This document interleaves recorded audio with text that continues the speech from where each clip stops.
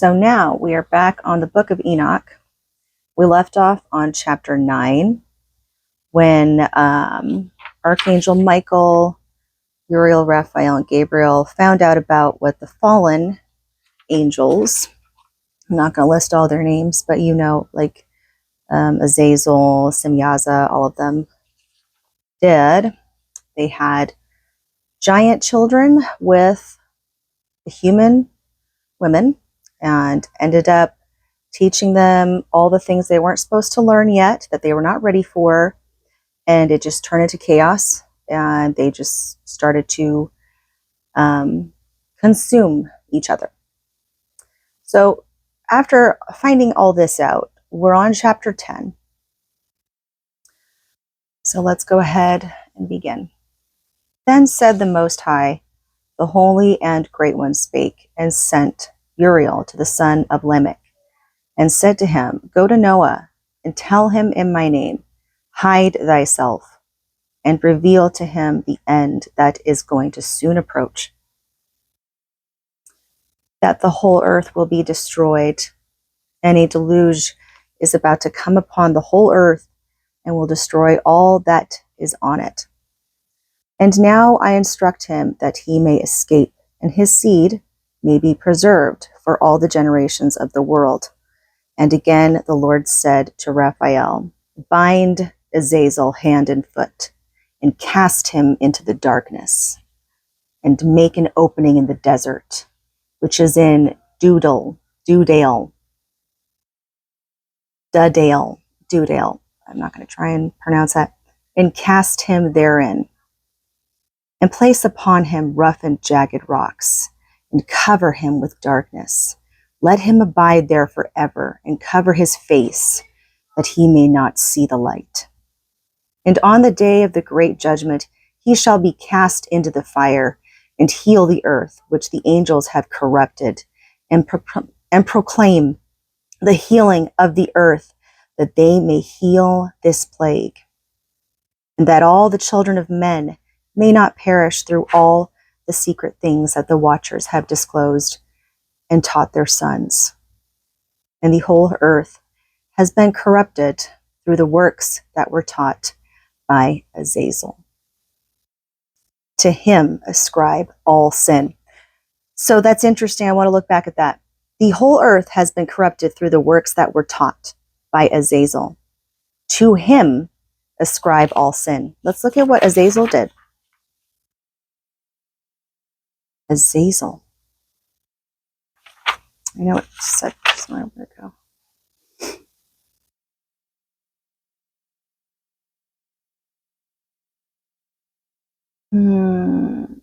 Where is it? Oh, there it is. And Azazel taught men to make swords and knives and shields and breastplates, and made known to them the metals of the earth and the art of working them. Okay. Yeah. So to basically construct more things to cause violence, encouraging more killing and stuff like that. Even though you could still take a rock and kill someone with a rock. But I get it.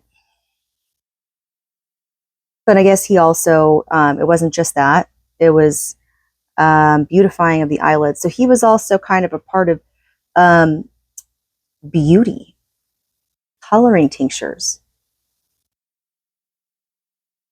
like armor, because they had to know how to combine certain things to create different colored armors.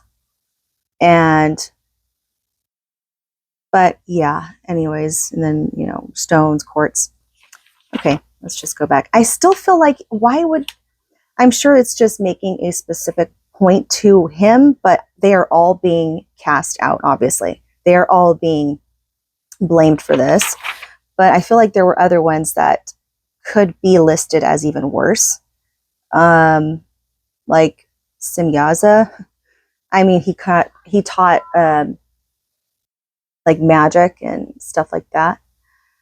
But I guess you can still use magic for good purposes, right? But the problem is that a lot of times we're not fully aware of our own selves. I mean, no one is fully aware of themselves. It doesn't matter who you are. I don't care how much you say you're aware of yourself. You're not. subconscious and unconscious mind. Therefore, that also manipulates the intentions that we have, and they could be diluted. And you could have a conscious intention when you're trying to do some ritual or some magic or whatever, but you really don't know for sure if that is going to be fulfilled. That's why a lot of times they say don't mess with that stuff, because it tends to get back to you in bad ways. So, where did it leave off? And to Gabriel said the Lord, proceed against the bastards and the reprobates, and against the children of fornication, and destroy the children of fornication and the children of the watchers from amongst men, and cause them to go forth, send them one against the other, that they may destroy each other in battle. For length of days shall they not have. And no request that their fathers make of thee shall be granted unto their fathers on their behalf, for they hope to live in eternal life, and that each one of them will live 500 years. And the Lord said unto Michael, go bind Simyaza and his associates, who have united themselves with the women, so as to have defiled themselves with them in all their uncleanliness. And when their sons have slain one another, and they have seen the destruction of their beloved ones, bind them fast for 70 generations in the valleys of the earth, till the day of their judgment and of their consummation, till the judgment that is forever and ever is consummated. In those days they shall be led off to the abyss of fire, and to the torment and the prison in which they shall be confined forever. And whosoever shall be condemned and destroyed will from thenceforth be bound together with them to the end of all generations, and destroy all the spirits of the reprobate and the children of the watchers, because they have wronged mankind. Destroy all wrong from the face of the earth, and let every evil work come to an end, and let the plant of righteousness and truth appear. This is interesting to me because I feel that this timeline, I mean, I haven't even got through this book yet, obviously, but I feel like how long of a process would that really take? You know what I mean? For that to happen. And I don't believe that it can ever be fully gone. It always resides, or it goes through like waves, where ebbs and flows of whether there's more morals and then there's no morals, and then there's more morals and less morals. It's like from one extreme to another, though, as well. But in the middle region, it's like that battle of trying to figure out what side is best for the time to help thrive humanity, versus if you're constantly on one extreme for long enough, that could cause a massive extinction in itself, and we just consume each other. Versus, anyways, I'm just going to continue. So, and it shall prove a blessing. The works of righteousness and truth shall be planted in truth and joy forevermore. And then shall all the righteous escape, and shall live till they beget thousands of children, and all the days of their youth and their old age shall they complete in peace. And then shall the whole earth be tilled in righteousness, and shall all be planted with trees, and be full of blessing. And all desirable trees shall be planted on it, and they shall plant vines on it. And the vine which they plant thereon shall yield wine in abundance. And as for all the seed which is sown thereon, each measure of it shall bear 1,000, and each measure of olives shall yield 10 presses of oil. See, that's another thing too that just, in my opinion, just contradicts. Okay, so you're wanting like righteousness. You want to get rid of evil, but you say yield as much wine as possible. Abundance of wine. Yes, I know Jesus drank wine. I understand that. But the point is, And this, I guess this is why you have to have that balance. You can't fully get rid of everything. It's like moderation. I'm trailing off again, but I'm just pointing that out because I'm just like, what the hell? Like, you're saying you want righteousness, but you're like, give them abundance of wine, Dionysus. Haven't you heard the stories of Dionysus, the Dionysus cult? Yeah, okay. That makes a lot of sense. And cleanse thou the earth from all oppression, and from all unrighteousness, and from all sin, and from all godlessness, and all the uncleanness that is wrought upon the earth. Destroy them off the earth. And all the children of men shall become righteous, and all nations shall offer adoration and shall praise me, and all shall worship me. And the earth shall be cleansed from all defilement, and from all sin, and from all punishment, and from all torment, and I will never again send them upon it from generation to generation and forever.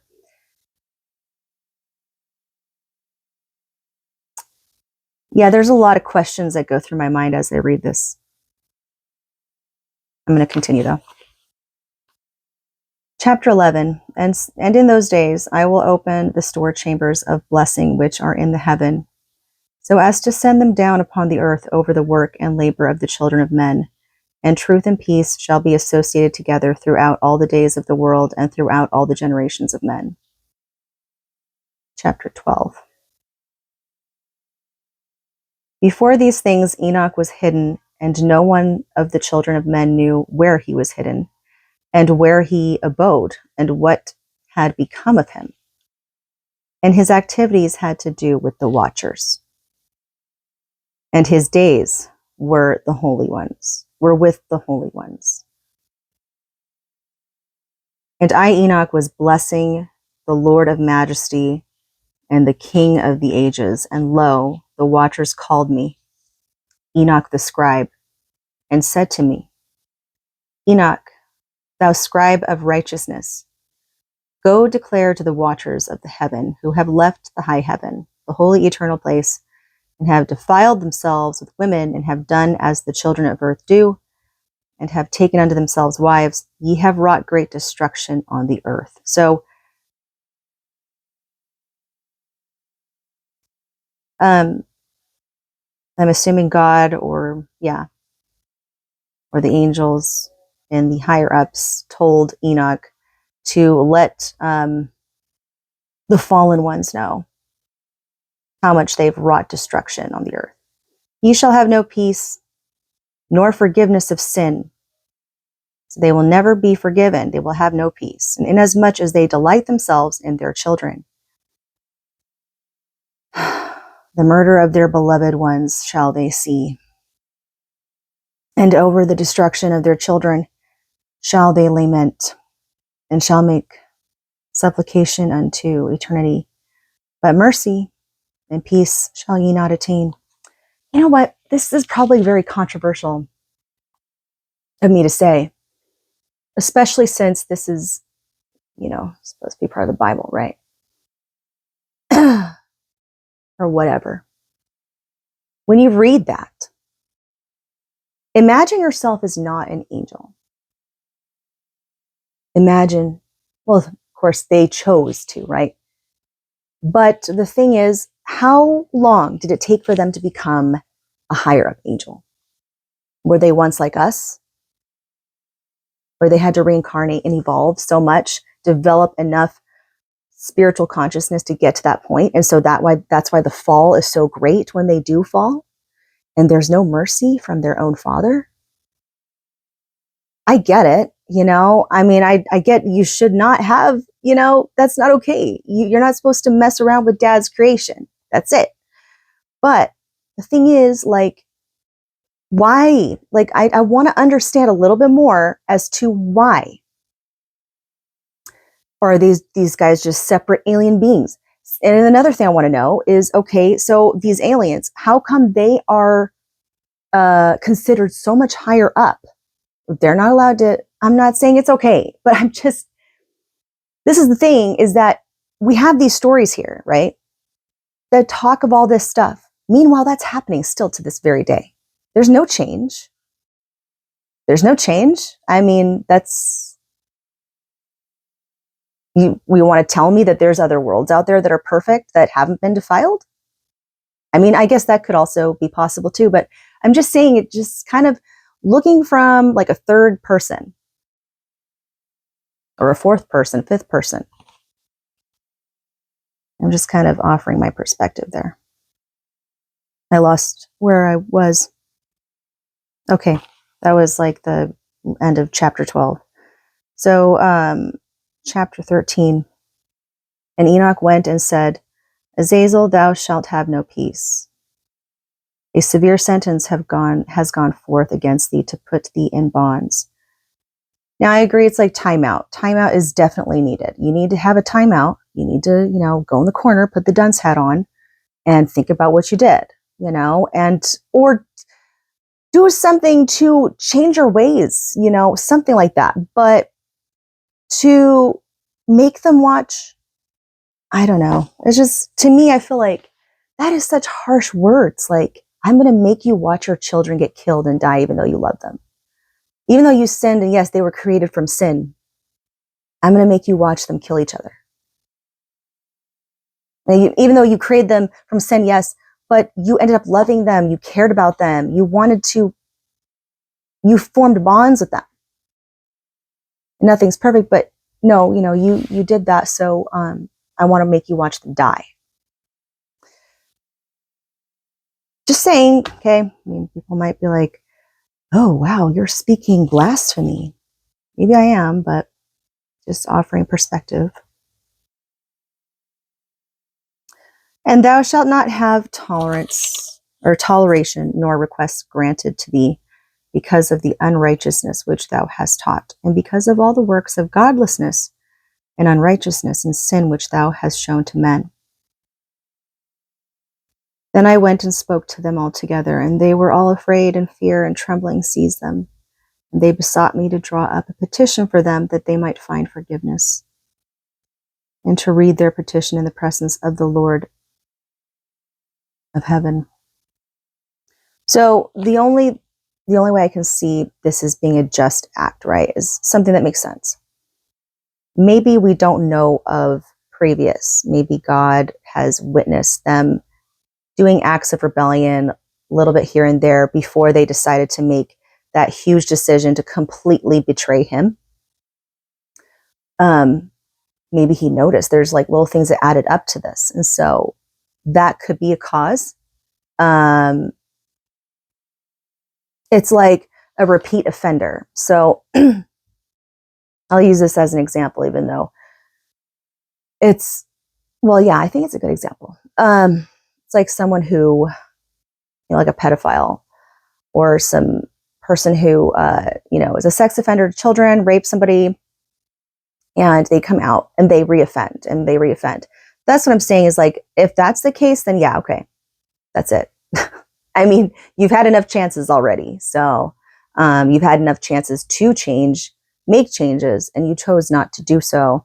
So that is the comparison I would make, is if that's okay. From thenceforward, they could not speak with him, nor lift up their eyes to heaven, for shame of their sins, for which they had been condemned. Then I wrote out their petition and the prayer in regard to their spirits and their deeds individually, and in regard to their request that they should have forgiveness and length of days. And I went off and sat down at the waters of Dan, in the land of Dan, to the south of the west of Hermon. I read their petition till I fell asleep.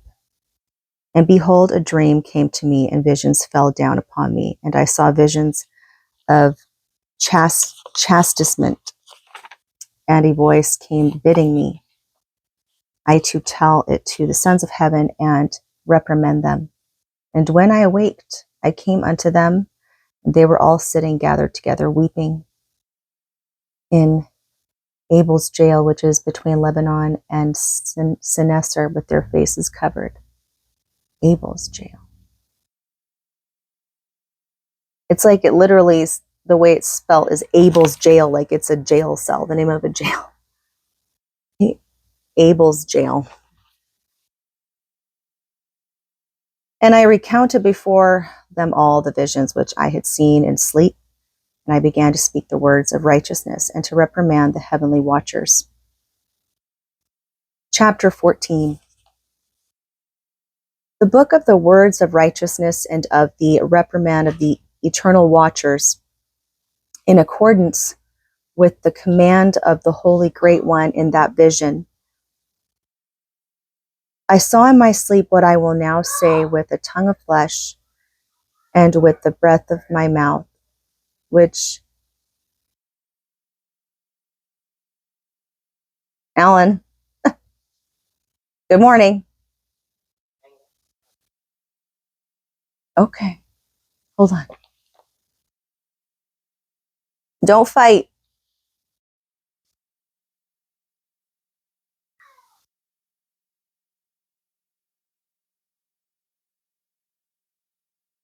I really hope that they don't.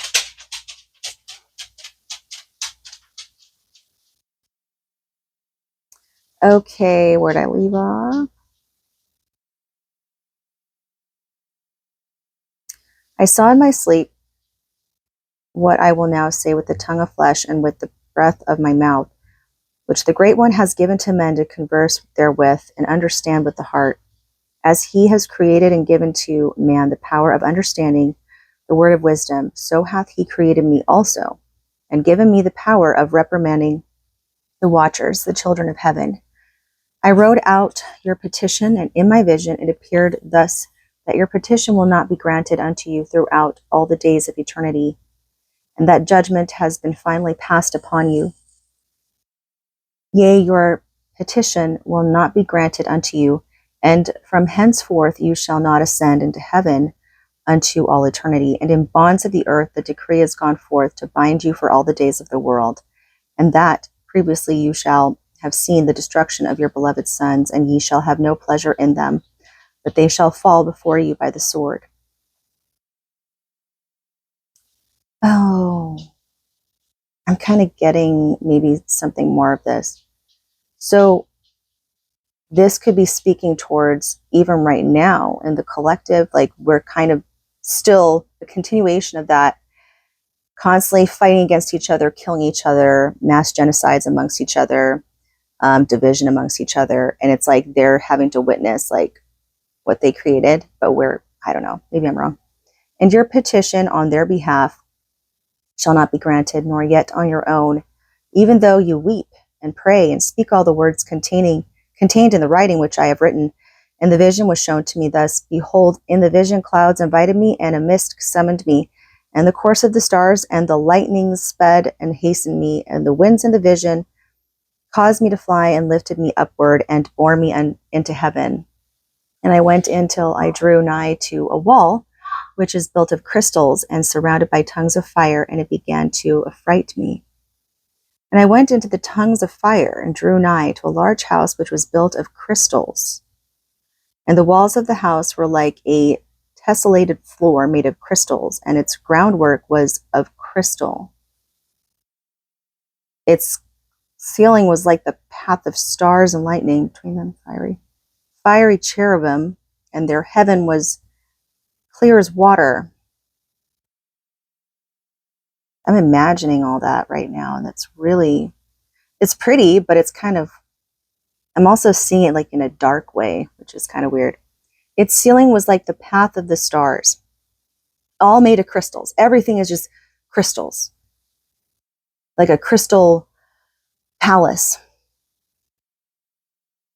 or a crystal castle. I think there's like a song by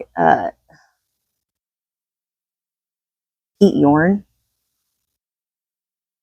Is that? I can't remember for sure. Good song. But and between them were fiery cherubim, and their heaven was clear as water. A flaming fire surrounded the walls, and its portals blazed with fire. And I entered into that house, and it was hot as fire and cold as ice. There were no delights of life therein. Fear covered me, and trembling got hold upon me. And as I quaked and trembled, I fell upon my face. And I beheld a vision, and lo, there was a second house, greater than the former, and the entire portal stood open before me, and it was built of flames of fire. And in every respect, it so excelled in splendor and magnificence and extent that I cannot describe to you its splendor and its extent. The entire portal, so is greater than the former. This entire portal stood open. It was built of flames of fire. That sounds like hell to me. But okay. And its floor was of fire, and above it were lightnings and the path of the stars, and its ceiling also was flaming fire. And I looked and saw therein a lofty throne. Its appearance was as crystal, again, crystals, and the wheels thereof as the shining sun. And there was the vision of cherubim. Cherubim. And from underneath the throne came streams of flaming fire, so that I could not look thereon. And the great glory sat thereon, and his raiment shone more brightly than the sun, and was whiter than any snow. None of the angels could enter and could behold his face by reason of the magnificence and glory, and no flesh could behold him.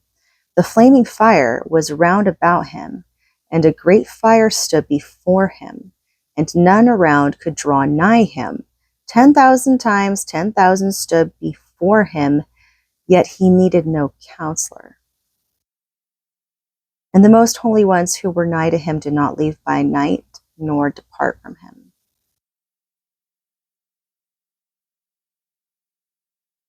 And until then, I had been prostrate on my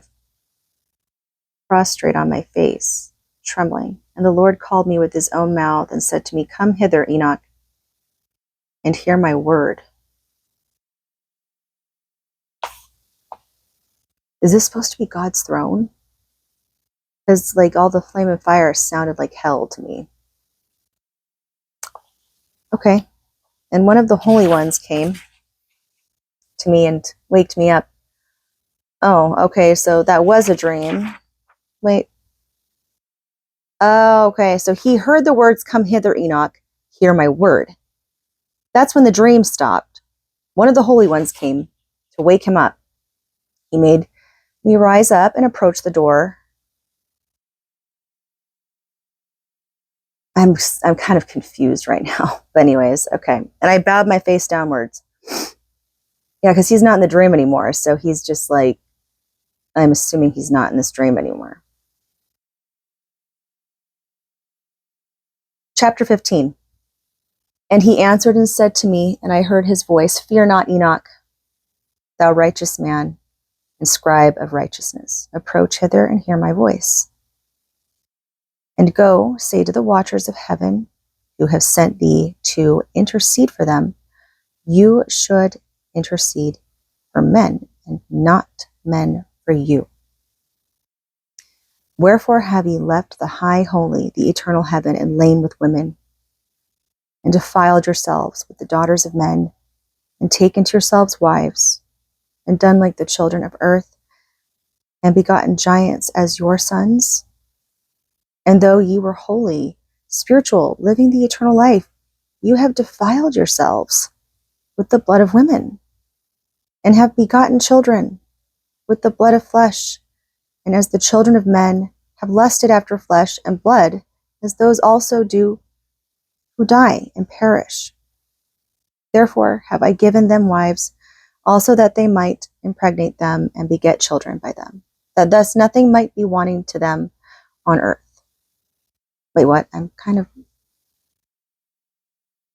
He's still talking to them, right? Or he's still, therefore I have given them wives.